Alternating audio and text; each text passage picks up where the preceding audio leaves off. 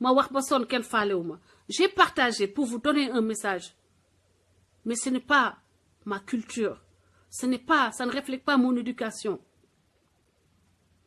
Il sera difficile de voir quelqu'un au Sénégal ne leen Françoise taxaw na saaga ma mbala Françoise won na ma ñàkk yar mbala Françoise dafa ñàkk yar mbala dafa am façon jukko déedéet doo leen ko gis. Samay collègue doo leen ko ci gis samay professeur doo leen ko ci gis muy CI ba may yegg université doo leen ko gis professeur bu leen di wax ni élève bi mus naa am ak moom problème mus nañ ko renvoyer musuñu ma renvoyer musuñu ma jox sanction parce que sama prof daf may bëgg ndax yaru. Donc bu ma yeggee ci loolu c'est parce que je voulais donner une leçon et j'espère que di nga dox loolu yéen ñi nekk à la tête de l'État vous allez changer de démarche. Gis naa ni ci biir réseaux sociaux yi ngeen recruter ci biir activistes yi ngeen recruter ngeen di recruter ay nit di leen fay ñuy wëlbatiku léegi man maay seen cible waaye ba tey baal naa leen ak di leen baalu ak nag di wax ni man kenn du ma yëkkal ci boolu xaj fekk ma ci liggéey lu baax laa xam loxo yu set laa am di dox lu baax di def lu baax foo ma gis ma nekk yiw donc loolu nit du wax ba ma wëlbatiku di doxal façon yooyu. ñuy delluwaat ci comportement yi li tax ba ci hôpitaux yi ay nit di dee y a problème et c'est lié encore à l'éducation nañu respecter doomu aadama ku respecter doomu aadama buñ la joxee réew di nga ko toppatoo di nga ko teg ci yoon ku ci nekk nga jox ko li mu yelloo mais Macky Sall manque de respect bi ci yow la commencé te yow yaa encouragé léegi Sénégal nit ñi mel ni ay loup je le dis parce que je le vis chaque jour yaa ngi koy gis parce que yaa ngi ci réseaux sociaux yi. Est-ce que mérité naa man avec ce que je fais pour l'État mérité naa ce traitement? Est-ce que les opposants méritent ce traitement parce qu'ils sont pas avec vous? Non, je dis non. C'est pas le Sénégal. C'est pas le Sénégal. Ce qu'on voit dans les réseaux, je demeure persuadée que c'est pas le Sénégal. Et le Sénégal ne mérite pas ça parce que nous avons des références. Et nos références, c'est pas Voltaire. Nos références, c'est pas Robespierre. Nos références, c'est des saints hommes qui ont travaillé pour ce pays. C'est Cheikh Ahmadou Bamba. Nos références, c'est Mame El Hadji Malick, Baye Niass, Aline Sitoé Diatta, etc., etc. La liste est longue. Je ne mënuma ko jeexal. Donc, nañu delloo ci suñuy valeur. Nañu delloo ci suñuy valeur. Bu leen encourager fen di gagner waxkatu dëgg. Fenkat yi di gagner waxkatu dëgg yi. Defkatu lu baax yi. Wax fenkat yi. Defkatu lu bon yi di leen gagner. te loolu ci sa règne am nga ci responsabilité Macky Sall pour toujours les xale bi dem hôpital ay waajuram yóbbu ko hôpital am ci moom yaakaar mu nekk seen yaakaar doom bu jigéen xale bu ndaw plein de vie gis naa vidéo bi ngeen fexe ngeen di xoole ba xale boobu négligence médicale yóbbu ko est-ce que c'est normal? Est-ce que yow président de la République waroo def ni président dëkk yi non yenn dëkk yi bu amee yu mel noonu nga adressé wu à la nation bul yem ci yónnee ay nit ñu dem di jaale du delloo kii dund xale bi génn àddina du ko delloo yaayam jaale du ko delloo mais say action monsieur le président de la République mën na changer lu bëri ci dëkk bi yow yaay premier modèle yaay premier citoyen yow man li may def ni sax yow yaa ko woon def parce que yow yaa am de premier devoir d'éducation aux valeurs civiques yaa nekk premier modèle yaa war a joxe modèle mais yow on dirait que votre cœur dafa amatul capacité wu sentir la douleur des Sénégalais sentir les besoins des Sénégalais yaay ji nga xam ne moo yóbbu doomam daw ba ci hôpital am na yaakaar ci état bi yaakaar na ni que le système pour lequel elle paie des impôts ce système sera là pour sauver la vie de son enfant qu'est-ce qui s'est passé du xaalis moo tax xale boobu dee du xaalis moo yóbbu la petite Aïcha mais le dérèglement général organisé par vos soins vous les politiciens sénégalais c'est ce dérèglement qui a emporté cette vie et d'autres vies avant. Cette petite aurait pu être ma fille. Mon enfant aurait pu vivre le même sort. Parce que dem naa hôpital 5 heures du matin 2 fois et 3 fois daw yegg si hôpital dinaa fa toog 4 heures de temps duñu laal sama doom xamuñu lan moo ko dal man mënuma d'accord ni que xale bi ñëw na nga xool rek nga daal di ne ah grawul non da ngay qualification mu wóor la ni que kii cas mun nañ ko classer soit dans les hôpitaux étrangers dafay am code vert code jaune ba code rouge mais ban code la ñu am Sénégal ban code la ñu am Sénégal parce que nit ki bu yegsee rek on s'en fout alors que nit ki mën na yegsi comme le cas de cette petite où c'était une urgence peut-être elle devait être opérée ci saa si li nekk Sénégal yëpp kenn mënu ko wax day mujjee dem ba mel ni dof partagez la vidéo mbokk yi partagez la vidéo bi balaa may dugal yaayu xale bi ak son frère et ça les membres de sa famille ngeen xam la vérité parce que yomb na que toujours boo leen defee seeni erreur ba pare ngeen taxaw ëpp famille bi làmmiñ wax seen version rafet jekk-jekkal après ngeen yónnee xaalis defal nit ñi mel ni que loolu dafay tax ba nit ki dem dellusiwaat déedéet ki dem du dellusiwaat une fois qu'on a perdu un enfant c'est un drame qu'on vit même xale bu juddoogul même xale boo xam ne da nga ko dégg rek sentir sa biir muy yëngatu bu demee dañ ko dund dañ ko vivre dañ ko souffrir ay at c'est un traumatisme. Arrêtez de tuer les gens dans les hôpitaux. J'ai même voulu titrer « Silence, on tue dans nos hôpitaux ». Silence, on tue dans nos hôpitaux. Vous tuez chaque jour parce que da ngeen desee jox nit la place qu'il lui faut, la place qu'elle mérite, la vie humaine. Gën leen ko sacraliser. Sénégal, on ne sacralise pas la vie humaine. Fi dañ lay nabbee boo yegsee hôpital dañ lay nabbee foo dem ci hôpital bi mën nga fa tëdd.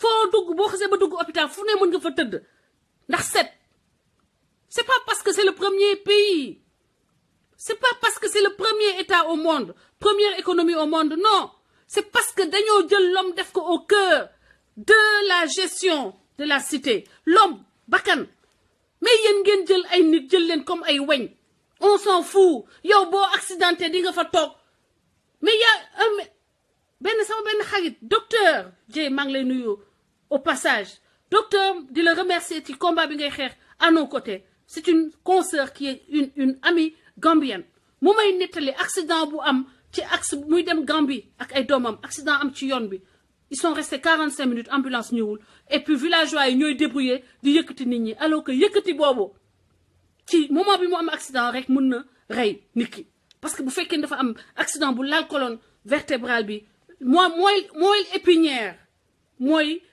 centrale nerve mooy c'est-à-dire mooy moteur u nit boo leen laalee mooy épinière bàyyi leen di déplacer nit bu accidenté rek n'importe qui ñëw jóg yëkkati déedéet ni ñu yëkkatee malade sax dañ koy jàng mais léegi état bi yéen qu'est-ce que vous faites pour que les gens au moins soient formés à ce qu'on appelle ici CPR, les premiers actes à faire quand il y a un problème. La petite là, il y a des actes, vous auriez dû, les personnes autour de cette petite auraient pu les faire, et ça aurait pu faire une grande différence, par exemple. Et pour nous y hôpital tout de suite, dañuy am ñu ñël jël ko classifier tout de suite ban danger la xale bi yan fonction la ñu atteindre et puis ci saa si ñu mën a jël ay mesures bu dee dañ koy opérer ñu opérer ko mais vous êtes là toujours vous vous préoccupez pas du peuple sénégalais benn malheur la am c'est d'avoir des dirigeants sans cœur je le dis si vous n'avez boo leen amee xol won leen ñu ni am ngeen xol parce que dañu sentir ni que sonn ngeen ci li yëg ngeen li askan bi di dund le Sénégal va très mal temps yu tubaab yi man sama tànk damm na fekk maa ngi am 5 ans bu doon tey sama tànk dootuma ko jotati dootuma dox mais ay tubaab ñoo nekkoon hôpital principal à l'époque effectivement parce que ñi damm sama façon damm après mënatuñu am tànk yu normal dañuy soox respecter leen Sénégalais pourquoi lan moo tax ku ci soj ci yéen daal di jël avion dem génn Sénégal pour faju loolu rek won na leen combien vous avez échoué à servir votre population ku ci feebar ci yéen bitim réew lay dem fajoo ji ku ci am doole as tuut Sénégal booy faju bitim réew ngay dem as tuut doole boo ko amee doo taxawaalu Sénégal pourquoi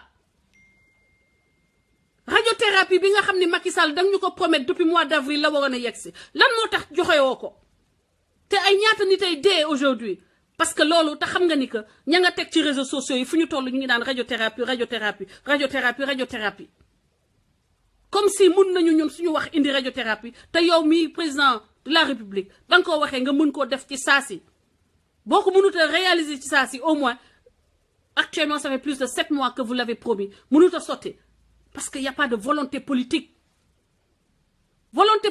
moo leen manqué yërmande moo leen manqué compassion moo leen manqué empathie mooy nga gis nit mu am lu koy métti nga sentir ko sa ci yow ba xolal buy jooy ngay jooy parce que dafa mel ni yow yaa koy dund lu tax amu leen xol yërmande ci Sénégal te am xol yërmande ci tubaab bu taxawee ngeen aplatiru tubaab bu leen waxee ni sama entreprise a ngi nar a fayit nga jël la sa doom say askan war a lekk nga jox ko Sénégalais di dee comme ay mouche chaque jour si tali ko accidenté dee nga accidenté naa parce que temps yooyu Allemagne laa nekk ma daal di daw sama oto mënul woon bouger ku ñëw ne oto bi ki ci nekkoon anamu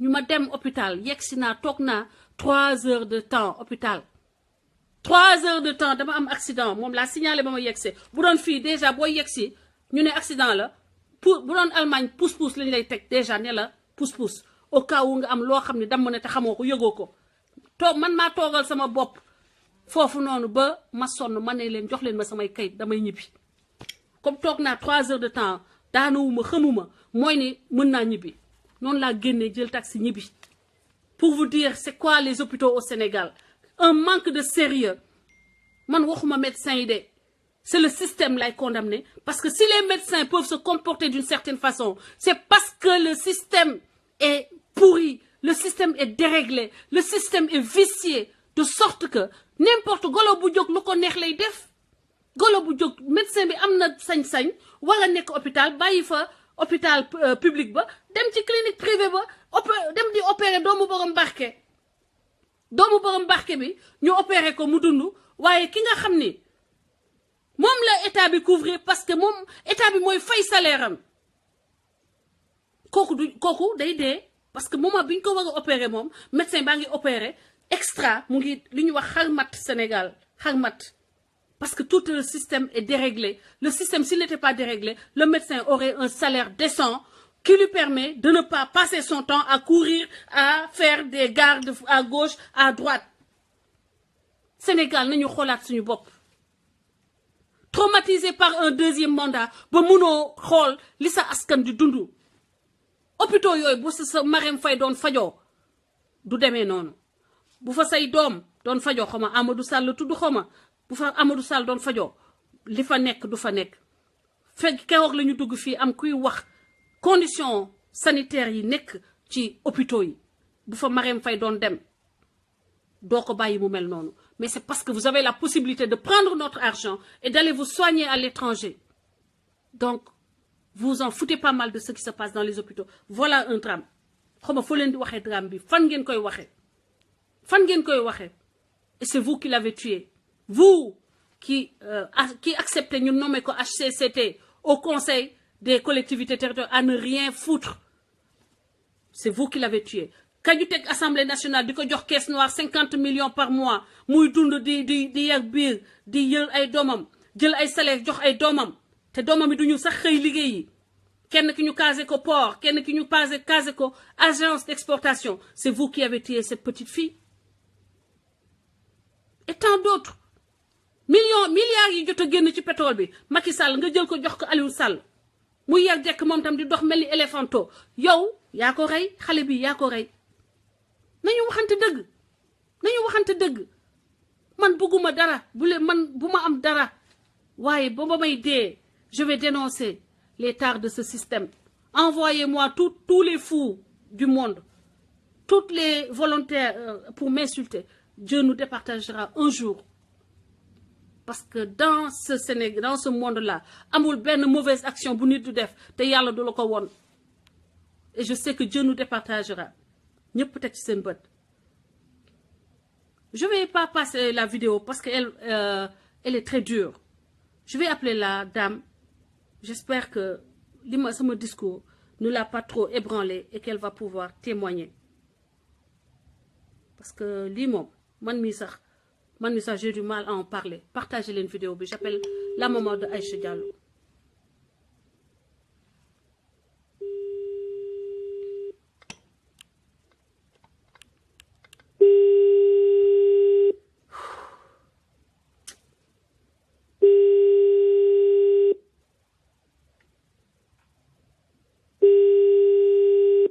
di wax ni nag état bi taxawu leen famille bi maa ngi koy woo peut-être qu'elle a bougé ou elle n'est pas en mesure de parler taxawu leen la famille c'est un drame quand il y a des choses comme ça taxawu leen la famille il y a des psychologues j'espère que l'État il y a des psychologues que l'État peut déployer pour la prise en charge pour que les gens puissent faire le deuil Sénégalais duñu ay xal Sénégalais ay nit lañu dañoo am une âme qui peut être blessée dañoo am des cœurs c'est des gens qui souffrent bu leen jàpp ni que Sénégalais dafay mel ni soxlawuñu ay assistance psychologique approcher la famille pas pour leur juste donner de l'argent mais pour les aider à apprendre à vivre avec le deuil de cet enfant c'est un traumatisme parce que xale boo xam ni yóbbu nañu ko hôpital amoon nañ ci moom yaakaar bu ñu amul woon ci moom yaakaar gëwma nañu daw coono yi yëpp fekk leen ci je vais appeler son frère di leen ne partager la vidéo que lii defuñu ko ñun lépp lu ñuy def dañ koy def luy defal Sénégal def luy jàngale ay leçons nit ñi jubbantiku defaraat seen toogaay parce que c'est une vie humaine qui est partie comme ça c'est une vie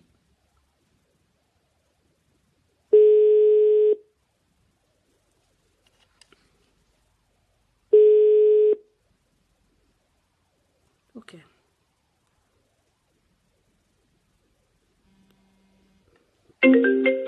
Carol Diallo Timoid Najsura.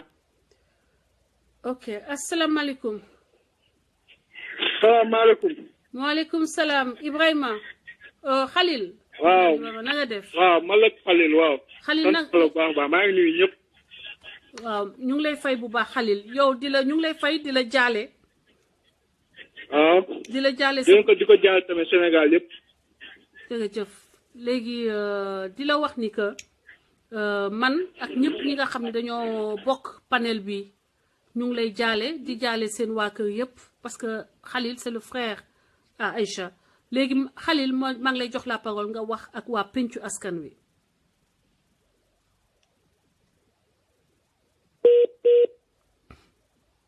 di ko mosoo ñëpp di ko mos Sénégal yëpp quoi. peut-être man fu may njëkk a waxee mooy. affaire pauvre bu ñuy wax quoi mooy affaire 200 000 yooyu. te famille xay bi dafa pauvre man. fa laay njëkk a waxee quoi mooy booy bi bu mu ñëwee wax dëgg yàlla. ñoom laaj ñu ko 200 000 quoi affaire 200 000 amu ko. te dañoo waxoon ni ñoom que famille bi dafa pauvre moo tax amuñu woon lu ñu fayee 200 000. non man maa ngi Brésil booy bi yaayam kese.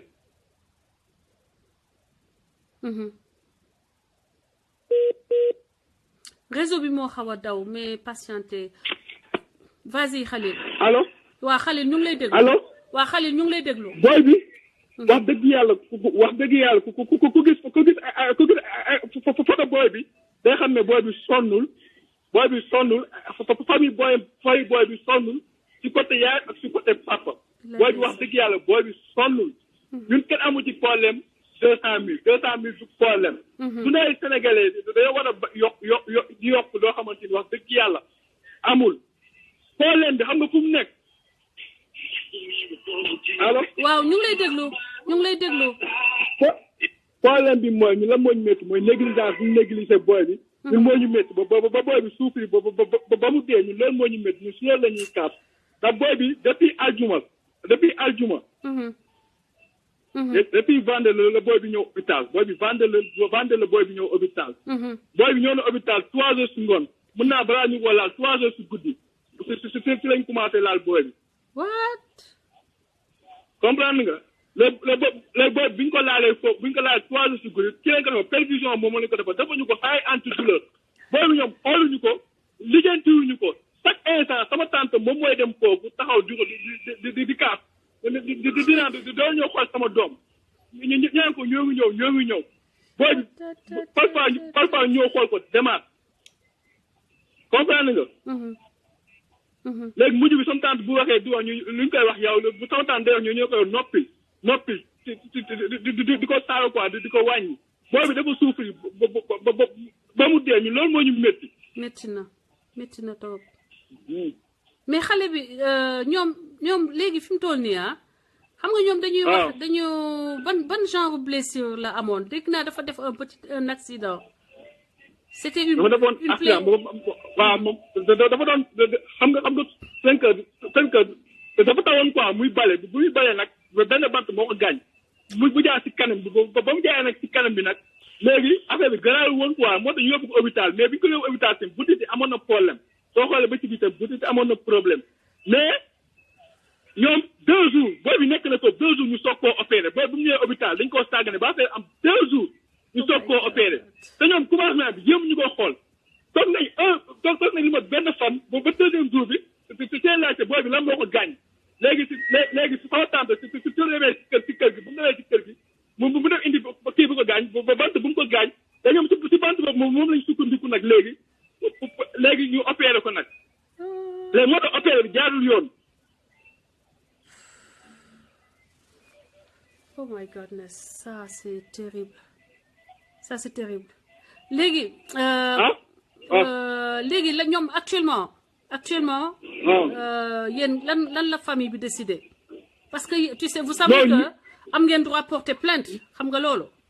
non ñun doom nga ñun suñu doom moo ñu gënal ay milliards wax dëgg yàlla ñàkk nañ ko xam nga tamit bakkan bu woowee dem rek day dem mais ñun fu mu ne nii li ñuy kaas mooy booy bi nekkul première fois boo xamante ni dañ koo sacrifié lu mot 1 million de personnes sacrifié leen nii. doom nga médecin yi li ñu war a bàyyi ak kii Facebook bu ñuy lañu war a bàyyi ak WhatsApp bu ñu liggéey même parfois dañuy jël nit sax ko ci deewul sax yóbbu ko si morgue ne dafa dee quoi léegi ñun li ñuy kaas mooy justice au moins li ñuy kaas nag mooy justice au moins waaw que la justice atte leen parce que yéen am ngeen droit porter plainte parce que bu fekkee ne négligence médicale la il faut que Sénégal ñu commencé bàyyi ndogalu yàlla nañu bàyyi ndogalu yàlla ñu commencé yar les gens il faut qu'on commence à faire que nit ñi di jël seen responsabilité nit ñi di assumer seen responsabilité.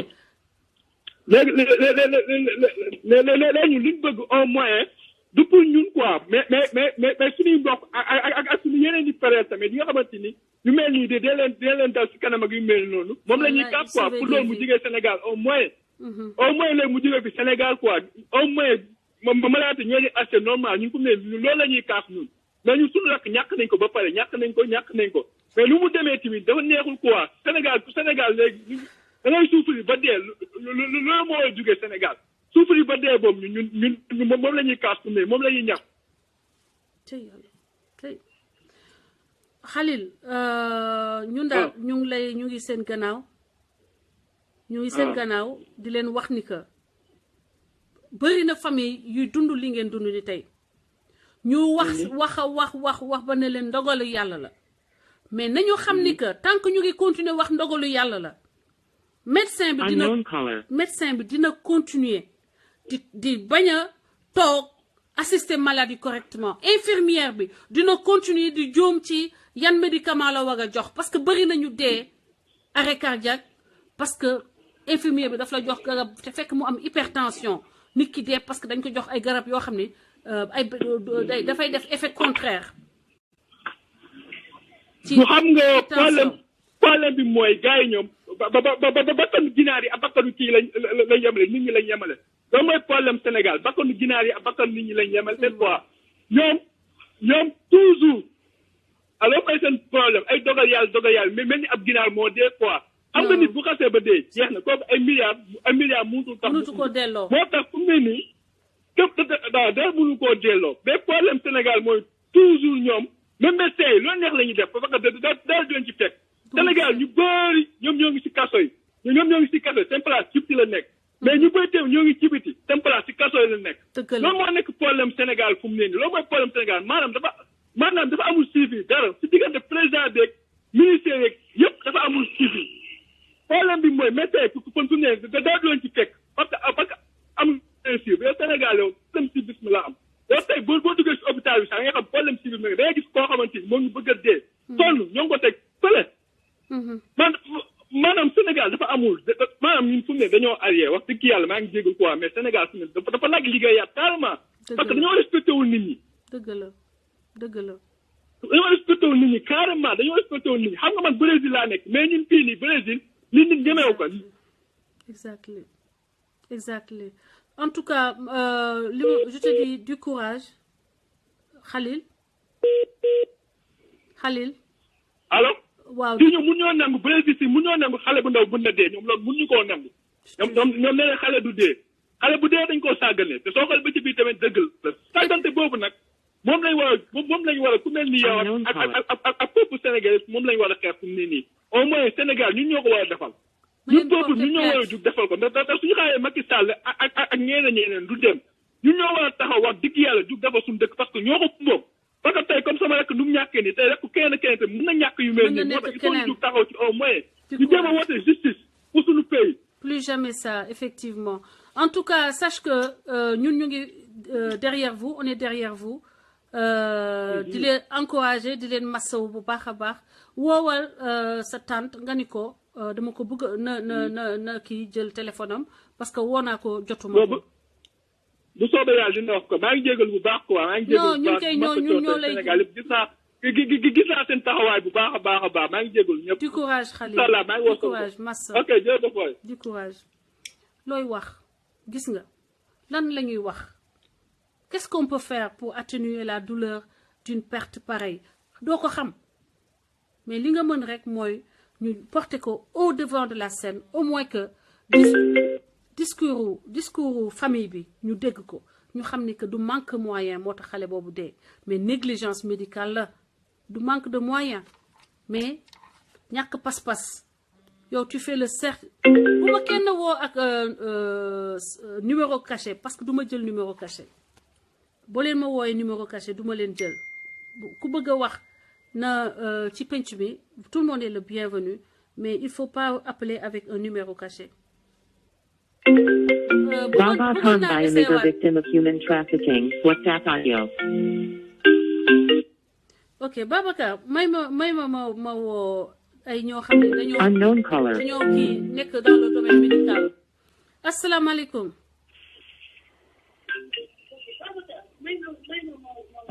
asalaamaaleykum. allo. allo oui. maaleykum salaam allo. waaw da ngay fay bi ngay jëlee live bi dégg nga ah partagé leen vidéo bi. maaleykum salaam ñu ngi lay dégg. waaw ñu ngi lay dégg. waaw dama bëggoon participer parce que témoignage bi ma dégg ça me touche énormément pour dire dama koy leb quoi. d'accord partagé leen vidéo bi tur bi lépp ko mais waxal donc maa ngi lay jox. la donc parole déjà sa waay maa ngi koy présenter les condoléances. waay. li ma bëgg a wax sax moom lenn rek la. déjà yow introduire nga ko parce que bon waa ji bi mu wax expliquer après ñu mu demee ba pare dama wax ne bon suñu doom dem na mais voilà ñun pour le reste lañ wax mais nag. affaire bi comme année que. adduna boo fi nekkee ñu toll la waa ji dafa war a fay parce que li ñu justifié boo xamante ni. effectivement. doo xam fan la yem quoi bu fekkente ne yow dañ la def lu koy gëm naa yàlla naa ma ko ok mais il faut que la justice fasse son travail. parce que le Sénégal est un état de droit. ouais. à ma connaissance. ouais. donc il est à son droit moom mu dem porter plainte. ne serait-ce que pour l'exemple ne serait-ce pour l'exemple. bu fekkente ne li ñuy wax am na. xam nga. waaye toog ne bon voilà suñ doom dootul ñëw tubaab boo ko defee loolu. il va te suivre jusqu'au bout. yow nga dem jël rendez-vous rek dem ci médecin bi pour une simple grippe nangu mu la jël loolu yow am nga droit poursuivre ko. waxuma laa nga ku nit la sa doom ba nga ñàkk ko. kooku bu toogee naan bon voilà li am Italy, plus 3. simplement si j'étais à sa place j'allais aller jusqu'au bout xam nga nag dossier bi ni mu demee c'est sur la place mais fekk na am na dañu conseil Italy, porter plus plainte pour que demain ñu seet loolu waaye su mën defati seen ay collègues Italy, bu ñu ko defee il y a des risques xam nga c'est ça parce que Sénégal aussi loolu moo ñëw Italy, c'est une institution Ouais. parce que loi yi am Occident yëpp am na Sénégal mais application bi peut-être mooy def mais moom il est à son droit mu dem porter plainte bu fekkee ne y a une négligence. dëgg la on les encourage à porter plainte maa ngi lay remercier bu baax. c'est pas une question d'encouragement c'est ils doivent porter systématique.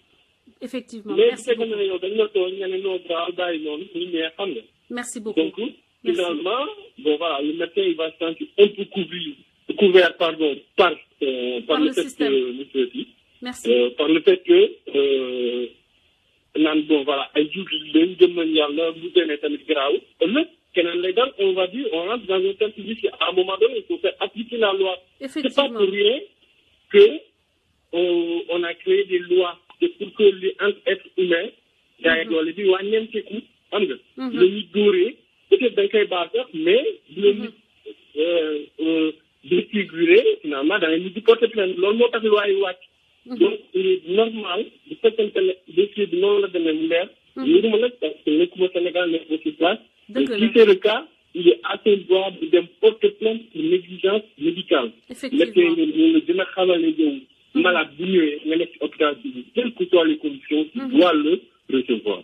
dëgg la peut-être même seen interlocuteur en général ñu nekk en face loolu xam naa ba xam suñu leen di ñoom aussi ils profitent du système comme ni nga ko waxee léegi seen boulot dem naa nga mais bu fekkente ne affaire yi am na lii à son droit mu dem porter plainte. waaw d'accord c'est tout merci ce que j'avais à dire. merci beaucoup introduire nga ko tuuti nag mais bon ça c'est un point important ñu bàyyi Sénégal bàyyi wax ne bon voilà ñu ci def na may ndax. Carol Diallo Tinoid Nibster Aisha, WhatsApp audio. ak soxor. ok Mais merci c'est pour rétablir merci xam nga.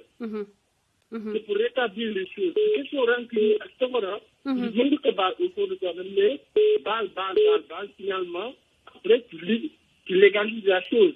effectivement baal bu ëpp bi day yàq finalement baal boo xam ne dafay yàq c'est pas la peine baal bi ñuy def ak naan bàyyil ndogalu yàlla la dafay gën a yàq. waaw loolu laa amoon daal ci li may wax quoi. merci sëñ bi jërëjëf les condoléances affaire bi métti na loolu trop quoi. bilaay parce dëgg que la doom bak àdduna doomu bakkan moom bu génnee àdduna ñëpp lay métti quoi. mais voilà il faut quand même que chacun prenne ses responsabilités. merci beaucoup merci beaucoup. ok loolu laa moom si ñoo doon wax. merci à toi. voilà donc di wax ni que mbokk yi le problème il faut que ñu démystifier notion wu waaw jéggal ko ndogal yàlla bu ñëwee ñëw na lu tax tubaab yi di ko def te seen dëkk dootul am yenn négligence yi nee naa la man bañ may opérer Allemagne dañoo filmer xool naa sama bopp ñu ma opérer yëpp yow ay photo ñu ma opérer yëpp parce que assurance bi dañuy xool bu defee nit ki bu defee erreur bu médecin bu defee erreur dootul exercer ti dootul nekkati médecin fenn bu defee erreur parce que dafa am obligation les dernières techniques les dernières connaissances yi yem dans le domaine ci domaine u maladie boobu ak intervention bi muy def il est obligé bu ko pratiquer da koy justifier lu tax mu jël choix yooyu bu ko defee te dañ koy filmer photo yi nekk fa bu nit ki dee mu xam ni que wàccoo nag li ko profession am sant wàccoo nag li ko loi sant excuse-moi Khalil woote waatal léegi Sénégal nag da ngay jël nit xoolal man par exemple man damay am grossesse difficile ma wax ko noonu léegi ma dem ci médecin bi xam naa mu xool ni rek sama kii bi Allemagne la sama carnet de santé Allemagne la ci nekk rek xam naa mu ne kii am na xaalis xoolal Premier Bayfala St. Hughes, WhatsApp audio. xoolal mu daal di bind sama carnet ba ma defaral foofu da ko def en rouge grossesse nu mu tuddee à risque rouge bind sama carnet de santé rouge c'est-à-dire que ba mu ko bindee ba ma jot sama carnet damaa ne kon man damay dee ba ma médecin bi joxe sama carnet de santé fekk maa ngi nekk ay 4 mois de grossesse dama ne damay dee parce que rouge yi te dama dem vacances Sénégal xaw a feebar man sama traitement Allemagne laa ko doon defee léegi ba ma delloo ma ni médecin bi man de docteur bi nekk si fekk xaalis la doon wut moom façon ordonnance façon traitement façon rajo buy nekk ci saa si rajo yépp bu am ci kuy nekk en état mbala ci jigéen mu daal di ma ko recommandé waaw bii rajo bii lii bii laa xoolal ma jël carnet bu rouge bi ba ma génnee foofu ci laa jël carnet bi def ko sama valise ba ma yeggee ma yóbbu ko sama médecin mu ne ma waat kan moo la def li ma ne ko benn médecin au Sénégal mu ne ma amoo benn problème tu n'as aucun problème il y avait aucune raison mu def la lii donc pour vous dire que y a un problème déjà éthique à la base mais patient bi bu ñëwee ngay wut xaalis ci moom patient bi ñëwee nga yóbbu fitam pour que nga mën a exploiter maximum patient boobu ci xaalis am na sama xarit bu nekk fii États-Unis yaay ji dañ ko fa tëye di ko fa tëye di ko tëye ci opération boo xam ne bu ñëwoon fii protocole lay nekk ba loolu moo koy génneeloo àddina xëy na dinaa ko mën a woo bu dee yaa ngi may dégg sister waxoon nga ma def émission sur médecin yi ak erreur médicale yi bu nekkee yaa ngi may dégg na nga woote sister Kati asalaamaaleykum allo moom dégguma asalaamaaleykum asalaamaaleykum. maaleykum salaam yéen a ngi may dégg. oui ñu ngi lay dégg ma sœur na nga def. maa ngi fi dama doon wax bëggoon participer ci émission bi. welcome sister parce que thème boo xamante ne voilà. voilà man la jox naa la première place maa ngi deuxième. oh sister xaaral ma rappeler la ma woo yaayu Aïcha mu ngi en ligne. d'accord waaw d'accord. waaw xaaral ma woo ko après yow ma dugal la. waaw merci donc mbokk yi témoignage léegi bi nii dina xaw a doy waar maa ngi ñaan yàlla mu may ma doole ma mën ko supporter maa ngi ñaan yàlla mu may ma doole ma mën a supporter parce que man mënuma supporter kuy souffrir mënuma supporter gis ku am lu ko métti yàlla na ma yàlla may ma mën ko taxawu mu wax témoignage am te du demee noonu quoi donc madame Diallo maa ngi lay woo partagez leen vidéo bi sister xeex bi c'est pour le Sénégal c'est pour chacun de nous c'est pour les malades dans les hôpitaux c'est pour les mamans qui sont allo asalaamaaleykum. ok allo oui maaleykum salaam. madame Diallo na nga def. maa ngi fi. waaw madame Diallo man la donc Françoise Hélène Gaye may animé benn émission citoyenne sur Facebook. bu tudd pencum askan wi comme ni mu la ko waxee woon sànq ñu ngi lay dalal ak jàmm ci penc bi di la présenter les condoléances au nom de l'ensemble des auditeurs les milliers d'auditeurs qui nous regardent maa ngi lay présenter tous les Sénégalais de la diaspora ñun ñëpp ñu ngi lay présenter nos condoléances di la ne sigil ndigaale métti na xëy na suñuy wax suñuy moo mënut a génne douleur bi nekk ci yow mais espérons que notre présence et notre soutien atténue la douleur que vous êtes en train de vivre parce que c'est une expérience traumatisante de perdre un enfant et maa ngi lay jox la parole di la wax donc dala jàmm di la wax madame donc soo gisee ñu bëgg nga ñëw tey c'est pour que ce témoignage mën a aider à sauver des vies mën a aider à sauver des vies mën a éviter yenn drame yi yeneen moment dund ko comme yow li ngay dund tey so nos condoléances je te donne la parole nga wax ce qui s'est passé. Je vous salue tous. Je suis la maman de Aïcha Diallo. Elle avait tout juste 12 ans. Elle faisait l'école. Elle était vraiment intelligente. Elle n'a jamais redoublé l'école. Son père est décédé très tôt, quand elle avait 2 ans. Elle connaît même pas son père. C'est mon amie, c'est mon tout. On part ensemble partout. Tout le monde me connaît qu'avec elle. La nuit du mercredi, il a beaucoup plu là où on habite. Bon, le matin, je suis partie, Aïcha s'est lavée, elle est partie à l'école. Bon, moi, je me suis lavée aussi, je suis partie travailler. Je suis une mère célibataire sans aide. Je n'ai que ma fille et mon boulot. Je suis partie travailler, elle aussi, elle est partie à l'école.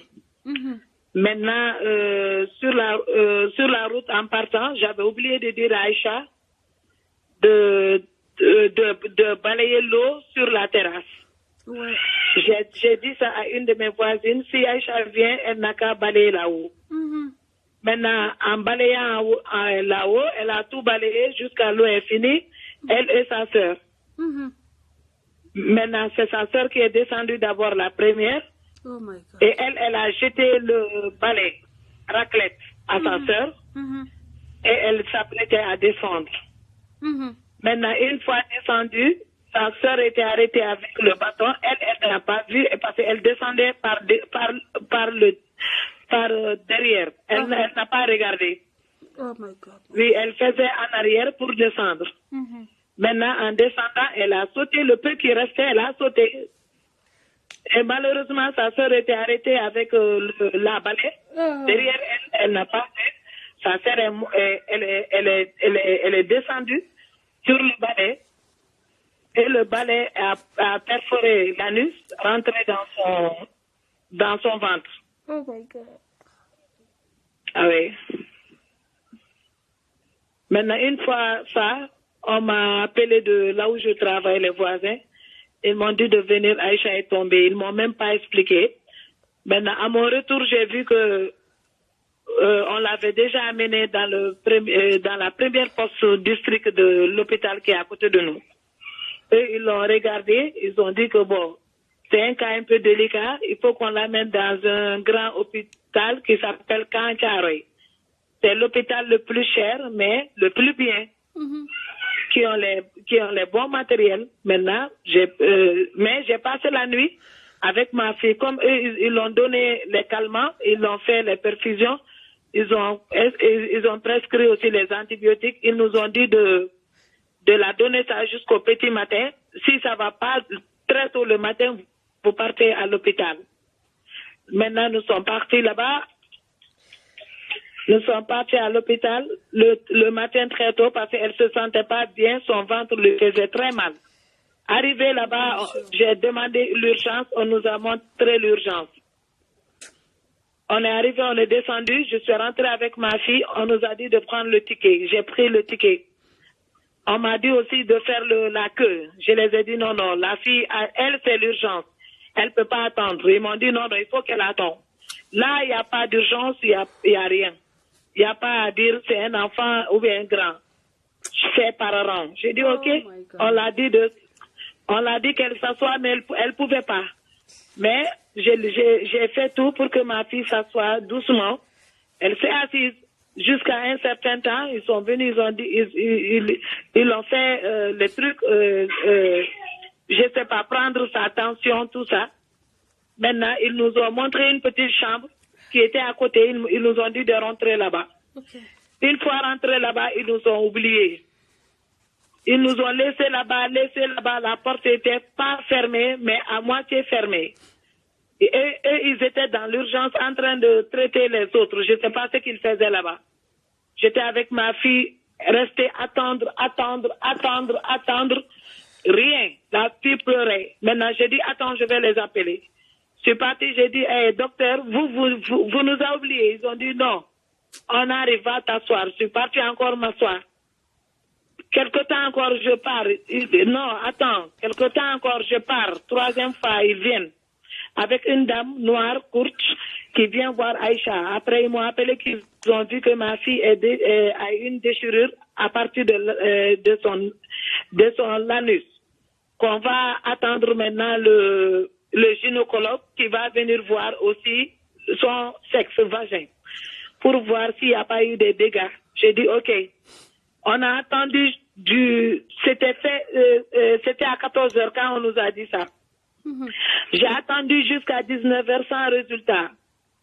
Maintenant, je les ai demandé, je suis sortie, j'ai demandé le docteur, mais où est le gynécologue parce que la fille pleure elle. Ils ont dit que le gynécologue est parti. Oh elle est descendue. Oui, elle est descendue. Je les ai dit que, mais comment le gynécologue peut descendre et on est là depuis le matin, vous avez dit que le gynécologue passera voir la fille. Oh elle n'est pas venue jusqu'à cette heure-ci. Mais ça, c'est pas bien, la fille est dans les douleurs.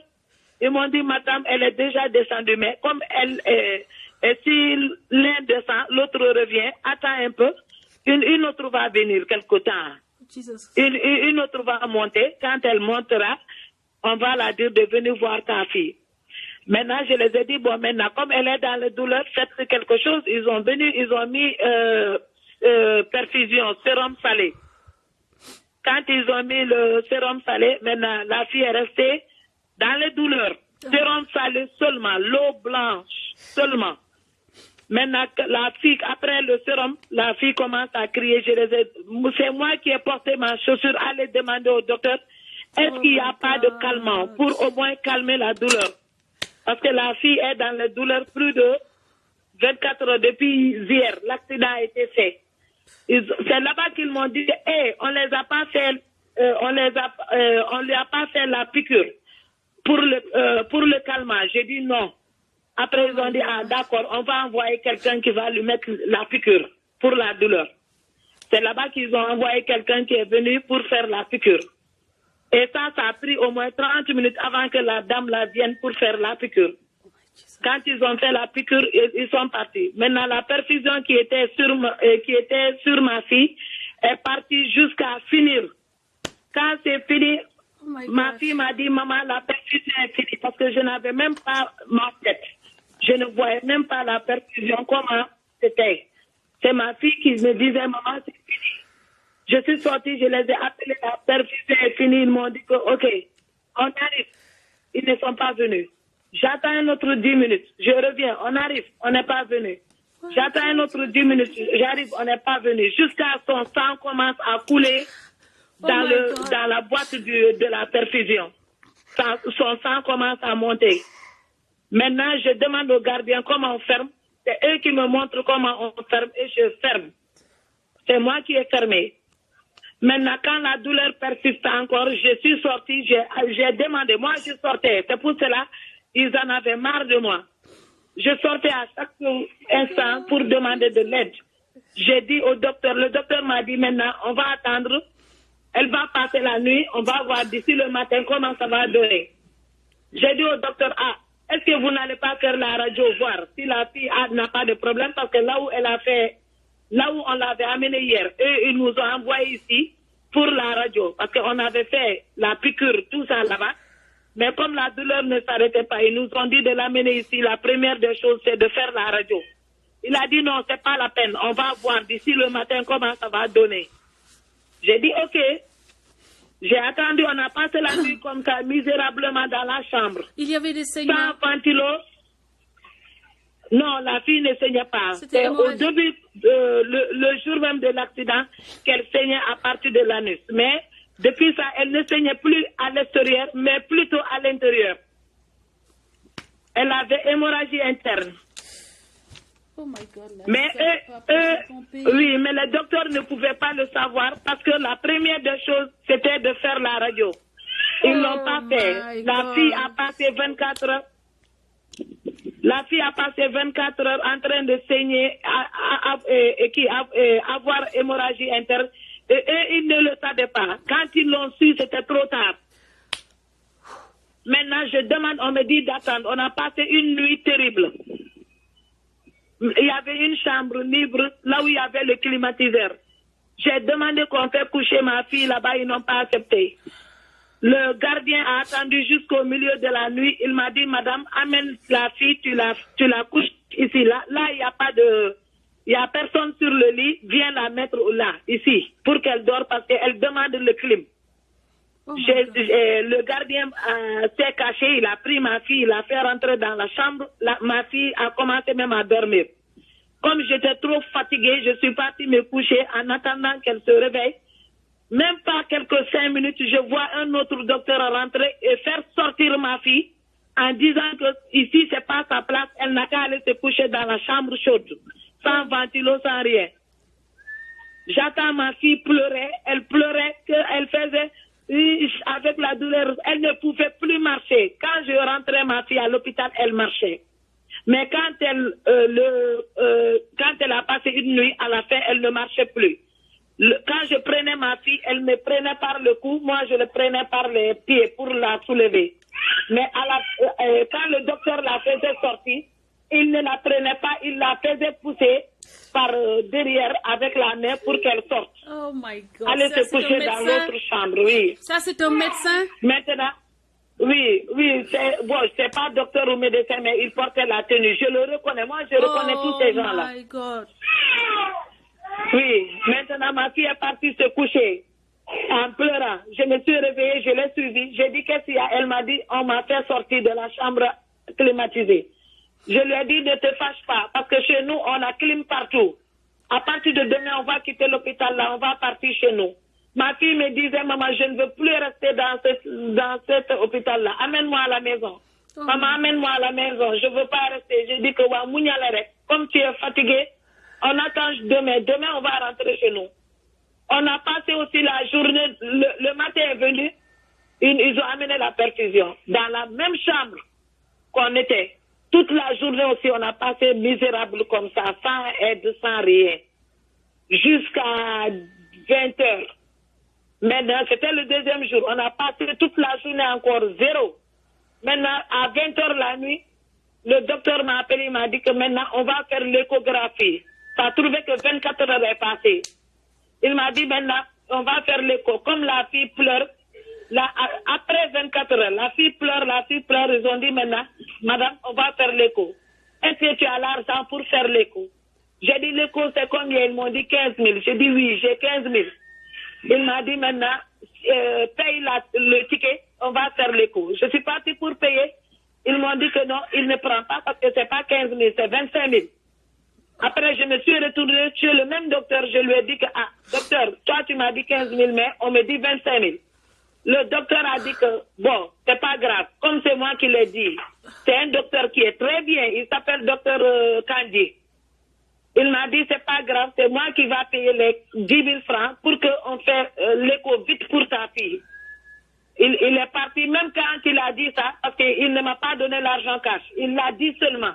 Amène-la pour faire écho. Arrivé là-bas, on nous a dit qu'on ne fait pas tant que les 25 000 ne sont pas sur place.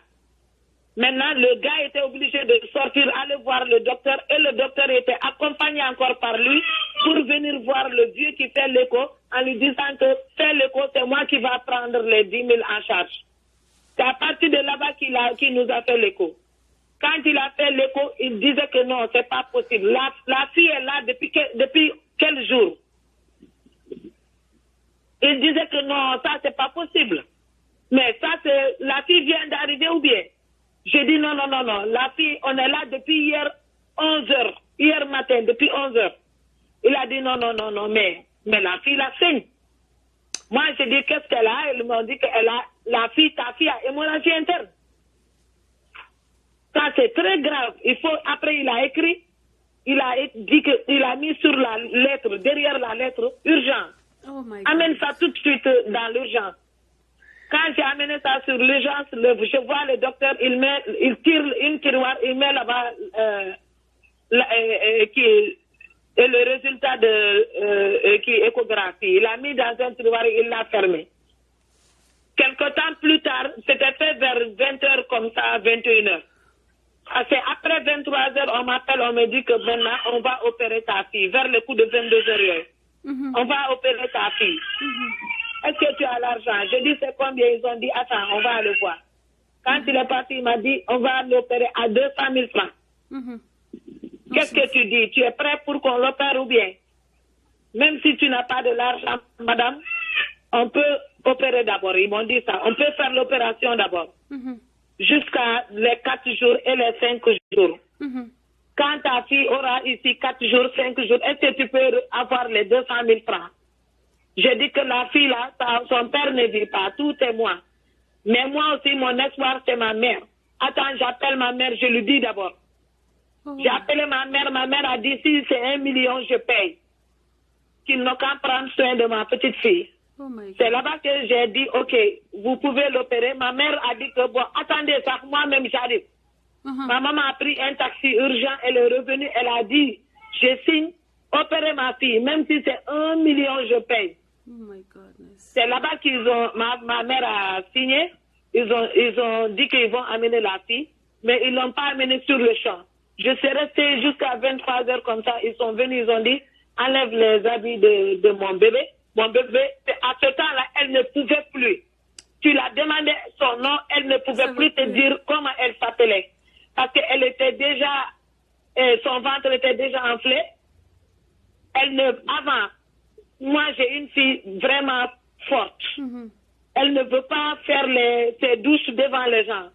Même quand elle était souffrante, elle me disait, maman, je vais aller à la douche. Donne-moi un pot, je vais uriner là-dedans. Maman, donne-moi un pot, je vais vomir là-dedans. Mais avant qu'elle ne meure, elle ne pouvait plus dire ça. Elle vomissait sur le sol, elle urinait sur le sol. Oh my goodness. Jusqu'à l'heure 23h, ils sont venus prendre ma fille. C'était déjà, 24 heures étaient déjà passées, jusqu'à, je peux dire, 48 heures. Ils ont amené ma fille pour faire l'opération. Quand ils l'ont amenée, quand elle a amené ma fille, je savais que, bon, il y a la moi am bakkan, mais c'était déjà, bon, je n'avais pas trop d'espoir sur ma fille, mais je comptais sur Dieu. Oh my God. Et puis, je ne savais même pas la gravité de truc. Le docteur, quand il a amené la fille, vers 23h, le matin, je suis revenue, je l'ai trouvée. J'ai demandé à docteur comment l'opération s'est passée. Il m'a dit, moi j'ai fait ce que je pouvais, mais l'opération n'a pas bien donné, c'est assez bien. J'ai dit pourquoi assez bien, moi je ne comprends pas assez bien, je veux que tu me le définis bien. Il m'a dit assez bien, ça veut dire que vraiment quand on a ouvert le ventre de la petite, on a vu que le bois avait dévoré ses intestins. Waouh! Ses intestins étaient tout troués. Maintenant, moi, j'ai fait ce que je peux. Et on l'a fermé. On l'a amené dans une salle même. Mais après, elle a fait une chute. Elle ne pouvait plus respirer. On était obligé de l'amener à l'urgence. À la réanimation. Maintenant, quand ils m'ont dit à la réanimation, j'ai dit, est-ce que je peux voir ma fille? En pleurant même, ils ont dit, on va voir ta fille. Je suis partie, ils m'ont donné une tenue, je suis partie voir ma fille, j'ai trouvé que je n'ai même pas reconnu ma fille. Maintenant, quand son oncle est venu, son oncle aussi est parti voir la fille, il ne pouvait plus garder son sang-froid. Il a couru aller à l'urgence, aller pogner le docteur qui avait fait l'opération. Mais on n'a pas trouvé le docteur là, on a trouvé son adjoint. Son adjoint nous a fait savoir que la fille a été opérée à 3h du matin.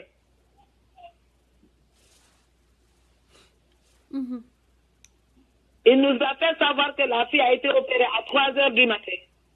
Maintenant, bon, j'ai demandé le docteur qui était à la réanimation, c'est un étranger, c'est un Togolais. Il m'a dit que ma prie pour sa fille, elle a été trop fatiguée. Prie pour elle, sa vie est dans la main de Dieu. Maintenant, je suis partie m'asseoir, attendre le bon Dieu et attendre bien. Je ne pensais même pas jusqu'à présent à la mort.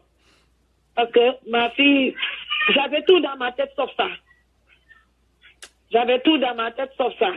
Maintenant, quand on est parti la nuit du dimanche, je suis restée là-bas. Les gardiens sont venus pour me faire sortir. Madame, tu vas sortir comme ta fille maintenant, elle est à la réanimation. Toi, tu prends tes bagages, tu fous le camp. Je dis, je ne sors pas. Ici, je n'ai rien à faire dans votre hôpital. Là où je dors, c'est comme un château. C'est plus mieux que votre maison, 1 million de fois. Je dis que si je suis là, c'est à cause de ma fille. Je ne sors pas. Actuellement, je dors sur un bois, un mur. On a construit les murs en ciment, là. C'est ce que je dors. Il n'y a pas de matelas là-dessus. Il n'y a rien. Moi, si je dors ici, c'est à cause de mon enfant. Et je ne suis pas prête de quitter l'hôpital sans ma fille. Parce qu'elle est entre la mort et la vie. Elle peut mourir à n'importe quel moment derrière moi. Ou bien on peut m'appeler pour m'annoncer n'importe quel moment. Je ne peux pas aller retourner le taxi, le prix du taxi là, je n'ai pas ça. Et je dois vous payer 200 et quelques mille francs avant ma sortie de 4 jours. Tout ce que j'ai à faire, c'est rester là, attendre ma fille. Ils sont venus même me tirer, me traiter comme une vulgaire maman. Oh jusqu'à les autres patients, les hommes qui se sont levés pour venir dire que laissez la femme là, elle ne sortira pas d'ici.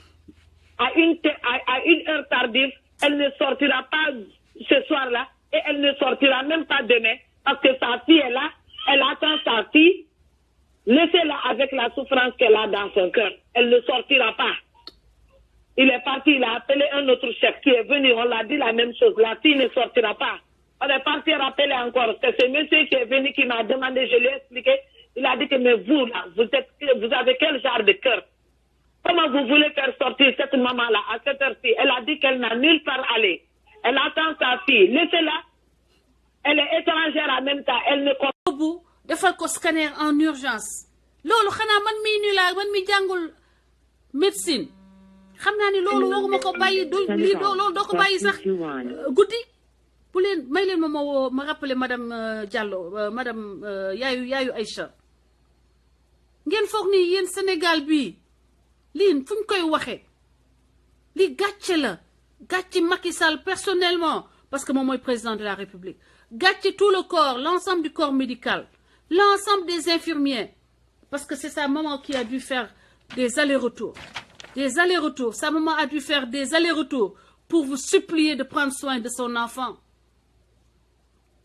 Ma dund ko ba ñu naan ma yow kii nga yow du nen sama doom di woccu ba amatul doole ma naan leen xale baa ngi woccu boobu ba léegi ñu naan ma dimbale ñu yow xanaa sa taa xanaa sa dangay doog a taaw la xanaa sa doom sa taaw la kii du nen jagul nga koy du nen gis ngeen wax yu xaw a ñàkk kees teggine yu ñàkk kees yooyu nga xam ne moom ngay dund bés bu ne hôpital ndaw si jaabante na ba sonn pour sauver son enfant ngeen tànkam la ko sama tante gaañu na Sénégal nii ci même condition yi ngeen toog ci ay infirmière médecin bi kenn xamul ne may ngeen toog ci salle bi di waxtaan kooku daanu ci lal perfusion xam nga buñ la opéré ba kii bi di génn gaz bi di génn da ngay perturbé mu daanu perfusion bi deretam di sotteeku faalewuñu ko ba mu dee ci deret boobu sotteeku xale bii nii pendant 2 jours 3 jours ngeen teg ko yaay ji di dem ak dikk yaay même dans le dernier moment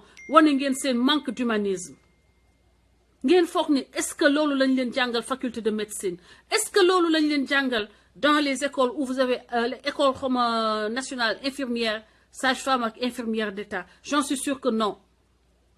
Parce que quand même principe bu faj am na lu ci nekk loo xam ne sacerdoce la nit ki dañoo war a bàyyi di wut liggéey pour am salaire mais di liggéey parce que da nga bëgg li ngay liggéey di dugg nekk médecin parce que t'as envie de sauver des vies humaines t'as envie d'aider t'as envie rééducation bi ma doon def rek piscine olympique plaisir bi may am ci gis nit ñëw di soox ma traité ko ba muy dem doxal boppam bala yenn saa yi day ñëw du ma yegg seegum sax mu jël matériel bi dugg defal boppam li mu war a def plaisir boobu xanaa am na médecin sénégalais yoo xam ni xam naa ni am na médecin sénégalais yu ko am plaisir nga entraîné xale boo xam ne mënul woon dox piscine olympique man ma entraîné xale boo xam ne dafa dem ba ay 4 ans mënul dox ma entraîné ko ba muy dox papam député la woon yaayam bu dee mu ngi may dégg ma entraîné ko ba mu commencé dox di dox loolu toute ma vie duma ko fàtte man loolu moo tax ma def métier bi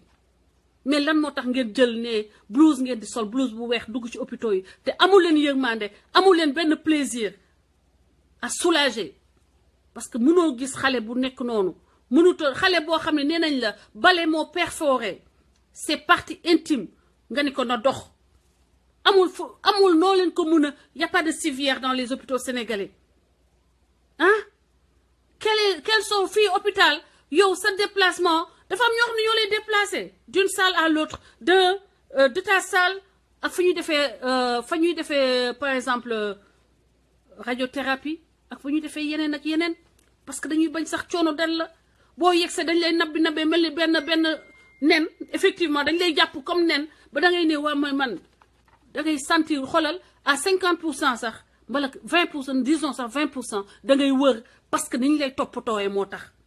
Il y a les aspects psychologiques de la maladie de la thérapie ni ngay jëlee nit ki ni muy sentir bien mën na ko aider mu parce que ça c'est des facteurs qui influencent les hormones yi nekk système intérieur bi état d'esprit bi dina ko influencer donc jël leen en charge nit ñi ngeen traiter leen comme des hommes ngeen arrêter de traiter les gens dans les hôpitaux comme des zéros des chiffres comme des chiffres dans votre compte en banque, comme des animaux dignes. Yen sa da ngay gis médecin sénégalais dafay méprisant. Ni mooy wax ak yow day méprisant fi médecin bi day ñëw jaar sa tour man dañuy sama tour Françoise dafa jafe mais médecin bi toujours dañuy def kii ne ma nan lañ koy prononcer loolu mooy nekk toujours cette introduction ma ni Françoise nga gis ñu répéter Françoise bi xoolal Françoise bi dafay xaw a gauche léegi loolu day tax ba en général ñu reetaan à partir de là la glace est coupée est brisée et ñu commence la laaj lan moo lay métti lan moo ni non tu vois et tu sens importance bi médecin bi di la jox respect bi mu lay jox Sénégal médecin buy wax ak yow avec yenn saa gis naa médecin wax ak yow avec un air dédaigneux du am benn fibre du am benn attachement humain comme man daal il faut que ñu xoolaat loolu ñiy jàngale dans les écoles de médecine te je ne jette la pierre à personne bu fi kenn wax ni dañuy lyncher benn médecin lyncher wuñu médecin mais il faut que ñu commencer maintenant décrier ak situer les responsabilités pour que on arrête de tuer en silence dans nos hôpitaux li ndaw si wax ni tukkil na àddina n'importe quel maman ak n'importe quel papa doom ni mu mel ci xol nga xool say doom muy dee ñu koy rey à petit feu te nga toog mënoo ci dara ces gens méritent de payer parce qu'ils ont tué c'est un crime parce que c'est un non-assistance à une personne en danger bu doon fii Amérique dootuñu ko defati bu doon fii Amérique Bokar je te rappelle tout de suite bu doon fii Amérique dootuñu ko defati dootuñu exercer surtout kooku keneen comme a gën a mere mooy non perfusion nga def ko ci loxo xale bu am 12 ans fii déjà dafa am mun ñu naan ko ranal non dañuy analyser lim ñu wax ba pare ma dugalaat la dame fekk elle se reprend. Imaginez que dans les hôpitaux les enfants dañoo am priorité bu dee xale la def naa ba ay côté yenn âge yi priorité xale prioritaire femme enceinte prioritaire femme enceinte priorité doo rang boo yóbboo même Italie sa doom bu ndaw enfant boo yegsee xale day dem du rang xale mu yóbbu xale boo xam ni urgence la dañ ko war a opérer normalement ci saa si urgence si saa si dañoo war a déclencher code rouge parce que xëy na li dugg ci biiram xëy na dagg xotti na estomac xëy na xotti na vagin bi xëy na mais tout ça il faut tout de suite être sûr mais lan ngay toog naan xale bi waaw rangal non mais on est dans quel pays et que c'est quoi ces animaux dans nos hôpitaux mais c'est des animaux je suis désolée on a des animaux des gens sans cœur dans nos hôpitaux être dans un hôpital veut dire que tu es là pour sauver des vies tu es pour rendre l'homme prendre Argentina mettre la vie humaine hors de danger mais tu n'es pas là-bas pour accompagner les gens vers la tombe c'est pas que yéen dañ leen fa teg pour ngeen def euthanasie non euthanasie non vous n'êtes pas là-bas pour accompagner les gens vers la mort non vous vous êtes trompés tous ceux qui le font dans les hôpitaux c'est que vous êtes oh madame xaaral ma woo la après ba ma jëlee yaay Aïcha ma woo la bala ma jël la comme ça yaay Aïcha am temps bu mu xawee récupérer asalaamaaleykum donc maa ngi dugal benn soxna benn compatriote sénégalaise moom mu ngi nekk dans le système médical en France mu waxtaan ñu partage ñu expérience en tant que pratiquante de la santé xaw ma ban niveau de responsabilité la ci am. Oui, je suis à Bordeaux à l'hôpital Pellegrin foofu laay liggéey. D'accord madame vous êtes la bienvenue. donc ñu ngi lay souhaiter la bienvenue di la jox la parole pour que nga jox ñu sa témoignage. waaw d'accord non François xam nga dëkk bi da ngay toog di am ay métti yoo xam ne. doo ko mun a faj. dëgg la parce que le système de la santé au Sénégal daf moom moo feebar ba pare. tout à fait. gis nga système au Sénégal. seen système de soins ak yëpp moo feebar. absolument parce que da ngay seet ne même les soins courants. sax mënuñu ko assumer. da ngay dem hôpital dugg ñëw hôpital. ñu lay biiñ di la xeelu gis nga accueil bu neex sax doo ko am te accueil bu rafet rek. accueil déjà loolu sax daf lay stabiliser. dëgg la déjà nga dugg ci hôpital rek accueil bi rafet neex ñu jàpp la raay la gis nga fii da ngay dugg malade bi yaa ngi gis ñii di raay fii ñii di waxtaan ak yow dañ lay waxtaanal sax ba da ngay fàtte li la indi woon sax ci hôpital. dëgg la. waaw sa xel sax du nekk ci feebar loo feebar. ak loo am douleur lu mu metti daañ la raay di waxtaan ak yow ba loolu yëpp day sedd. mais Sénégal da ngay ñëw dugg hôpital léegi ñëpp nit ñi sax yow bu la malaat woowee ne la maa ngi dem hôpital kank ñibbi si wut si kër gi ba ne la ñibbi si naa sa xel du dal. ndax sa bët day metti nga dem hôpital ñu rey la. sa tànk metti nga dem hôpital ñu rey la. sa nopp metti ñu feeb la fa yóbbu sax du loolu leneen moo lay rey. dëgg la sister. tant que Sénégal ñoom nettoyé wu ñu hôpital yi génn fa les gens qui sont mis par politique. parce que dafa am ñoo xam ne jànguñu médecine ils ont rien appris. jànguñu dara dañ leen dugal hôpital parce que seen ndijaay bi wala seen maam bi moo nekk ci politique bi wala seen tante bi wala seen dëkkandoo bi wala seen xamandoo bi léegi ñu jël ñooñu dugal leen ci hôpital bi ñooñu bu ñu jógee sol seen blouse ñëw di rey nit ñi kese. léegi hôpital moom da nga fay dugg pour dem dee. bilaay dëgg la. ku dugg rek koy dem hôpital bu yóbboo nga miraas sa bopp ba pare doo dem. wallaay dëgg la.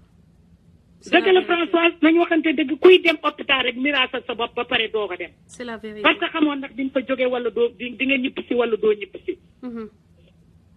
nañu raxas hôpital nañu gis nga man milliards yi ñuy wax. le gouvernement là ay milliards da ngay dégg léegi Sénégal milliards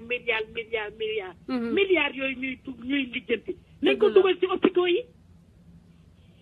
ko dugal ci hôpitaux yi te sanction yu métti lañ leen war a teg. non dëgg la parce que du dëgg du yoon. dëgg la dëgg la. dañ leen war a teg sanction yu métti ba nga xam ne gis nga lii dafa nekk loo xam ne tey ordre du jour ñu ngi koy wax balaa suba fàtte nañ ko dootuñu ci waxati.